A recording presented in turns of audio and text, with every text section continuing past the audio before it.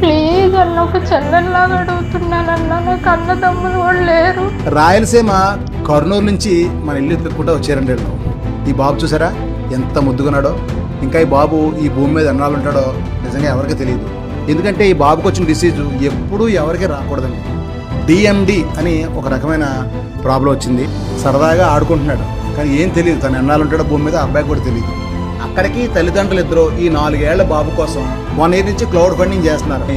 ఆ తల్లి చాలా చాలా బాధపడతా నాకు చెప్తుంటే నాకు ఎంతో బాధ కలిగిందండి. ఒక్కసారి అసలు ఏంటో ప్రాబ్లం ఆవిడ మాటల్లో వినండి ఒకసారి. అన్నం తినే చేత్తో అడుగుతున్నానండి, ప్లీజ్ అండి మా బాబుకి పునర్జన్మ ఇవ్వండి. నాకు 2 బాబులండి. బాబు పెద్ద బాబు, ఒక చిన్న బాబు ఉన్నాడు, పాలు తాగే పిల్లోడు అని మా అమ్మ దగ్గర పెట్టేసి బాబు కోసం తిరుగుతున్నామండి. ప్లీజ్ అన్న, ఒక చెల్లెల్లాగా అడుగుతున్నానండి.